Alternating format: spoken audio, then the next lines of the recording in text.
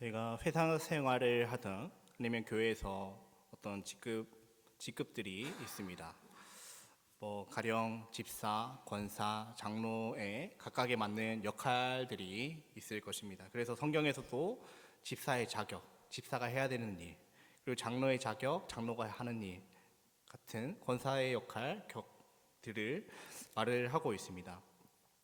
저희가 맞는 그 직분에 맞는 그 직분을 잘 수행하기 위해서는 아마도 그 직분이 무엇을 해야 되는 것인지를 잘 알 때 잘 감당할 수 있을 줄 압니다. 특별히 오늘 예수님께서는 이제 제자들이 어떠한 삶을 살아야 되는지를 가르쳐 주셨습니다. 먼저 본문 말씀에 전에 있었던 사건이 어떤 사건이냐면 바로 예수님께서 제자들에게 나를 너희들은 어떻게 생각하느냐, 예수님이 제자들에게 자신에 대해서 물어보시는 장면이 있습니다. 그 후에 이제 제자들에게 제자의 역할에 관해서 말씀을 하시는 것입니다. 먼저 제자들에게 드러내신 비밀에 관해서 함께 이야기하고자 합니다. 이제 예수님께서는 처음으로 고난에 대한 구체적인 예언을 하셨습니다. 이 말인즉슨 지금 16장 21절 전까지는 예수님께서 직접적으로 자신이 고난당할 것과 죽임당할 것들을 제자들에게 알리지 않으셨음을 말합니다. 그러나 베드로의 신앙 고백이 있은 후 예수님은 자신이 메시아이니 배척받고 죽은 후 사흘 만에 다시 부활하실 것을 제자들에게 이제 드러내신 것입니다. 왜 예수님은 이때까지 자신이 고난당하시고 배척당하시고 죽으실 것을 제자들에게 알리지 않으셨을까요? 제자들을 부르시고 수많은 시간들을 그들과 함께 지내시면서 충분히 그들에게 자신이 고난당하시고 자신이 고난당하고 죽고 부활할 것을 알려주실 수 있었을 텐데 말입니다. 예수님이 비로소 제자들에게 드러내신 비밀은 제자들이 지금까지 이제 이 비밀을 받아들일 마음의 준비가 되어 있지 않았기 때문입니다. 예수님을 그리스도로 인정하는 제자만이 예수님의 고난, 예수님의 죽음, 부활을 받아들일 수 있기 때문입니다. 이 당시 사람들의 마음 가운데는 예수님에 대한 잘못된 인식이 있었습니다. 주님이 수많은 기적과 가르침과 이적들로 자신이 그리스도시요 하나님의 아들이심을 드러내셨지만 사람들의 관심은 다른 곳에 있었습니다. 그저 그들에게 예수님은 자신들의 필요를 채워줄 수 있는 그런 분으로만 인식했다는 것입니다. 즉 자신들의 정치적인 욕망과 의식주를 해결해 주실 수 있는 분으로만 생각하였다는 것입니다. 이들은 예수님이 메시아이신데 메시아를 곧 로마를 무너뜨리고 새로운 다윗의 왕권을 회복하는 새로운 그 시대를 그림 그리고 있었을 뿐입니다. 메시아 자신들에게 이익을 줄 수 있는 그저 그런 분으로 여기고 있었던 상황이었습니다. 그리하여 예수님께서는 지금까지 제자들에게 자신의 비밀을 알려주시지 않았습니다. 처음부터 자신이 고난당하고 죽고 부활하게 될 것을 말씀하시지 않았습니다. 예수님은 먼저 사람들에게 하나님의 나라를 전파하며 이적과 교훈을 통해서 하나님 나라를 알리셨습니다. 사람들과의 신뢰관계가 어느 정도 형성된 후 예수님은 가이사랴 빌립보에서 자신을 누구라 하느냐 질문하시고 베드로의 신앙 고백을 통해서 자신이 누구인지를 제자들에게 확인시키시며 가르치셨습니다. 그 후에야 예수님께서는 자신이 이 세상에 오신 목적을 밝히 알리셨다는 것입니다. 자신의 고난과 십자가의 죽음과 부활을 통해서 이뤄가실 일들을 말씀하신 것입니다. 제자는 예수님을 그리스도로 인정하는 자입니다. 예수님을 자신의 필요를 채워줄 수 있는 분으로만 인식해서는 안 됩니다. 예수님이 이 세상에 오신 목적이 무엇입니까? 죄로 인해 단절된 우리를 구원하셔서 하나님과의 관계를 회복시키시며 이렇게 회복된 자들로 하여금 다시 주님을 위해 살게 하는 것입니다. 그래서 고린도후서 5장 15절 말씀은 이렇게 말하고 있습니다. 그가 모든 사람을 대신하여 죽으심은 살아있는 자들로 하여금 다시는 그들 자신을 위하여 살지 않고 오직 그들을 대신하여 죽었다가 다시 살아나신 이를 위하여 살게 하려 함이라. 그렇습니다. 주님이 이 세상에 오신 목적은 우리를 죄에서 구원하시고 자신의 욕망에 따라 자기가 원하는 바대로 살아가는 것이 아니라 바로 주님을 위해 살게 하려 하심입니다. 제자들에게 드러내신 비밀, 곧 우리의 죄로 인해서 예수님이 고난을 당하시고 죽임을 당했다가 3일 만에 다시 살아나신 이 놀라운 구원의 역사, 이 비밀을 우리는 전하며 증거하며 살아가야 합니다. 그것이 바로 주님을 위해 살아가는 것이라 말할 수 있습니다. 우리의 삶의 목적이 무엇입니까? 우리의 인생의 목표가 무엇입니까?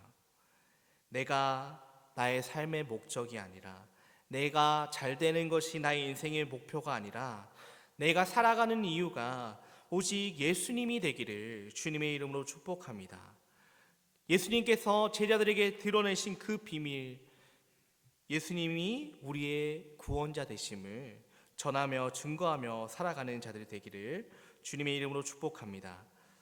그런데 예수님께서 이렇게 비밀을 제자들에게 드러내셨을 때 제자들의 반응을 살펴보고자 합니다. 예수님이 비밀을 드러내신 첫 대상은 예수님 곁에 있었던 대중들이 아니라 바로 예수님의 제자들이었습니다. 매일 예수님과 동거하며 함께 밥을 먹던 그 제자들, 그리고 위대한 신앙 고백을 한 수석 베드로조차도 예수님의 정체와 오신 목적을 바로 깨닫지 못하고 있었습니다. 예수님의 죽음과 부활은 제자들조차도 이해하기 힘든 문제였습니다. 예수님이 제자들에게 비밀을 보이셨을 때 베드로는 어떤 태도를 보였습니까? 22절 말씀을 보시면 이렇게 말하고 있습니다. 베드로가 예수를 붙들고 항변하여 이르되 주여 그리마옵소서, 이 일이 결코 주께 미치지 아니하리이다. 매우 강한 어조로 베드로는 주님 그리하지 마십시오, 이 일이 결코 주님께 미치지 아니할 것입니다 라는 강한 어조로 강조를 하고 있습니다. 조금 전 베드로가 했던 신앙 고백, 예수님이 그리스도시요 살아계신 하나님의 아들이라 고백하였던 그 베드로, 그러나 그가 고백할 수 있었던 것은 실상 하나님께서 그에게 계시해 주신 것이지 베드로 자신의 완전한 이해에서 나온 고백이 아니었음을 알 수 있습니다. 예수님께 그 고백으로 인하여 칭찬을 받은 후 그는 스승에 대한 제자로서 지나친 인간적인 충성심으로 예수님의 순환은 있을 수 없다라고 말하며 그것이 마치 하나님의 뜻인 것처럼 예수님을 설득하는 것입니다. 그렇습니다. 이스라엘 가운데 또한 제자들 가운데 기대해왔던 메시아는 승리자여야 했습니다. 메시아가 고난을 당하고 죽임을 당한다는 그 사실은 제자들에게조차도 받아들이기 힘든 사실이었습니다. 이제 적들을 물리치고 승리를 선언하기 일보 직전에서 패배자처럼 죽음을 수용하는 것처럼 보이는 예수님의 고난당하심과 죽으심은 제자들의 반발을 불러일으키기에 충분하였습니다. 베드로의 행동을 보시고 예수님께서 이렇게 말씀하십니다. 사단아, 내 뒤로 물러가라. 너는 나를 넘어지게 하는 자로다. 불과 방금 전까지 천국 열쇠를 베드로에게 준다 말씀하시고 베드로를 칭찬하셨던 예수님께서는 베드로를 향해 사단아라고 말씀하시는 것입니다. 예수님께서는 사단의 도구로서 베드로의 행위가 메시아의 길을 가로막는 역할을 하였기에 그렇게 베드로에게 말씀하신 것입니다. 예수님께서는 자기도 모르는 사이에 예수님의 사역을 방해하려는 베드로를 책망하신 것입니다. 주님이 그를 향해 사단아 말씀하신 것은 베드로를 미워해서도 그에 대한 사랑이 없어서도 아니었습니다. 오히려 제자들을 너무나 사랑하였기에 그러한 그들이 하나님의 일보다 사람의 일을 더 생각하고 있는 모습을 보시고 이러한 책망을 통해서 그들의 생각을 붙잡아 주고자 하셨던 것입니다. 베드로가 범한 잘못은 우리도 흔히 저지르기 쉬운 죄라고 생각합니다.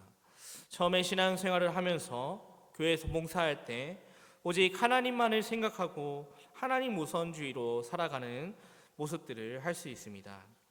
그러나 어느덧 한순간 자신의 모습을 되돌아보면 사람들에게 칭찬받기 위해, 나에게 어떤 유익이 들어오기에, 내가 명예를 얻기 위해 하나님 중심주의에서 자기 중심주의로 바뀔 수 있습니다.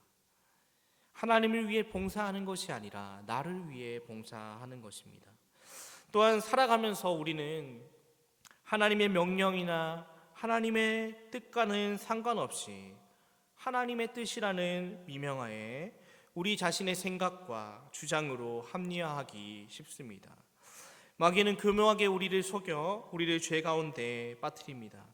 그래서 마치 우리가 주장하고 우리가 생각하고 하는 행동들이 하나님을 위한 일인 양 우리를 속이는 것입니다.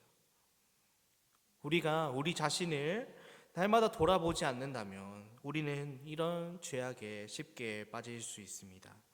하나님의 일로 하나님의 일을 한다라고 생각했던 그 일들이 실상은 하나님을 위한 일이 아닐 수 있다는 것입니다.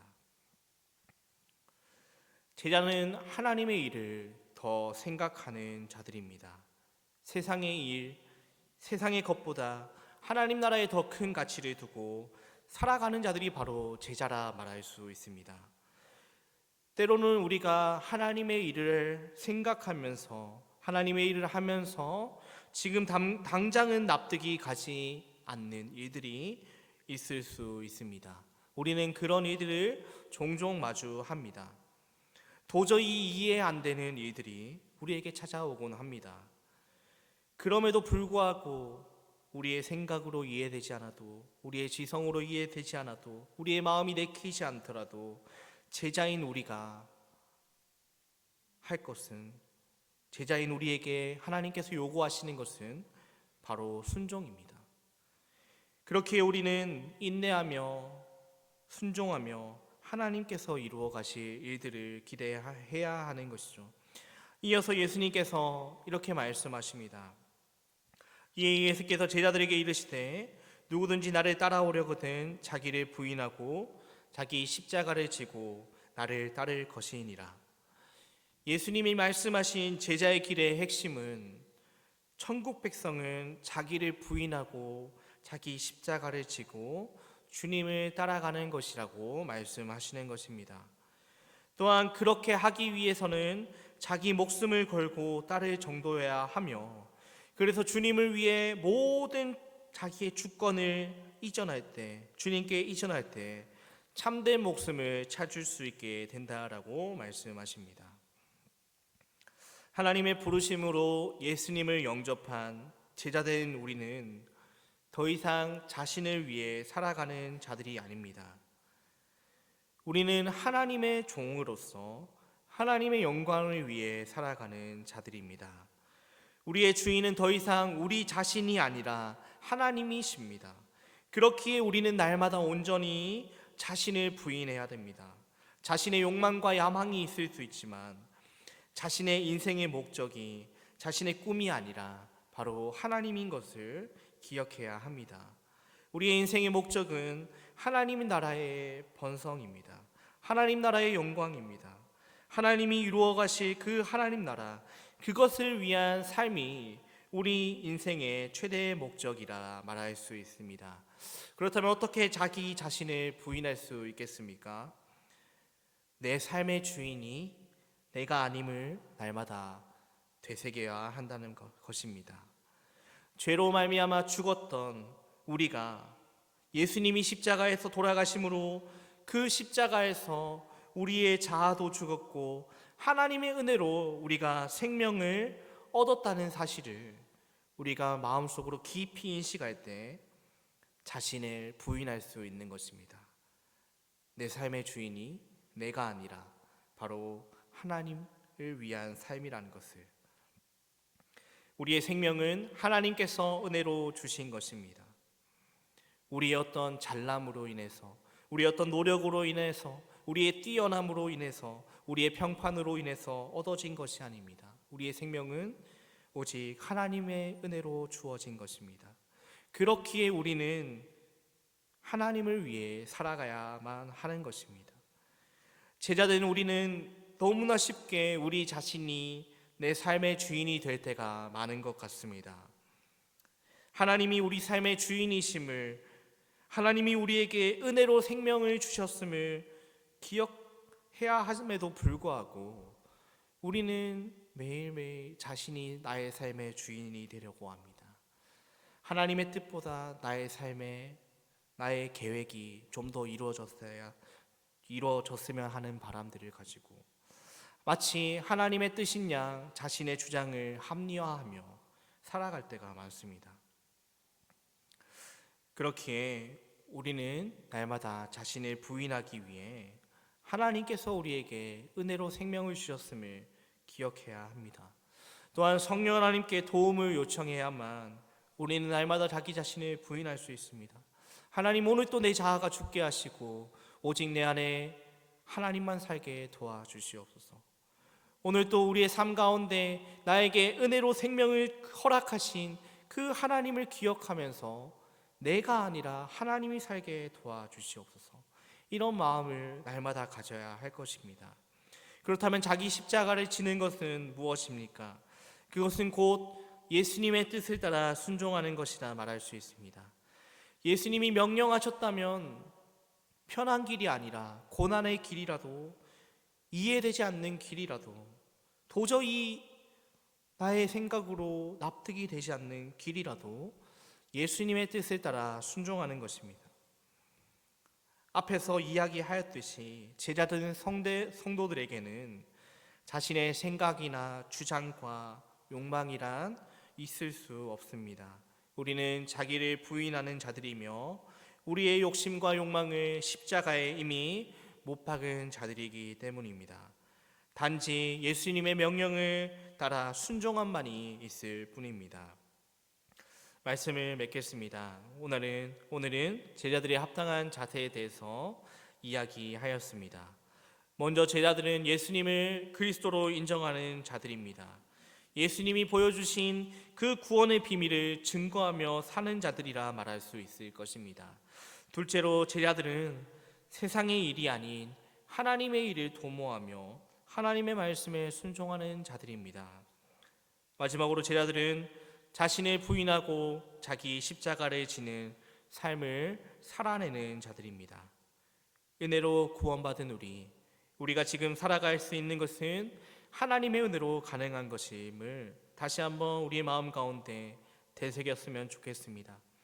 그렇기에 우리의 삶의 주인이 더 이상 우리 자신이 아니라 하나님인 것을 다시 한번 우리가 인정하였으면 좋겠습니다.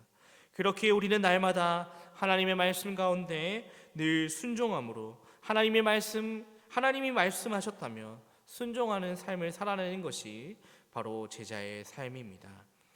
제자의 참된 모습으로 날마다 주님께 기쁨과 영광을 올려드리는 저와 성도님들의 삶이 되기를 주님의 이름으로 축복합니다. 제가 기도하겠습니다. 살아계신 아버지 하나님, 저희들 가운데 또 주님을 따라가는 제자의 길을 걷게 하심을 감사합니다. 하나님, 우리가 날마다 이 제자의 길을 걸어갈 수 있도록 저희에게 능력과 성령 충만을 더하여 주시옵소서. 하나님의 은혜로 구원받은 자들임을 날마다 잊지 않게 하시고 날마다 주님 뜻에 순종하며 우리의 욕망과 우리의 자아를 내려놓고 날마다 우리의 삶의 주인이 주님이 되시기를 기도하는 마음으로 하루하루 살아가는 자들 되게 도와주시옵소서. 그리하여 오직 우리의 삶을 통해서 하나님의 영광만 드러날 수 있도록 주님 붙잡아 주시옵소서. 이 모든 말씀 살아계신 예수님 이름으로 기도드렸습니다. 아멘.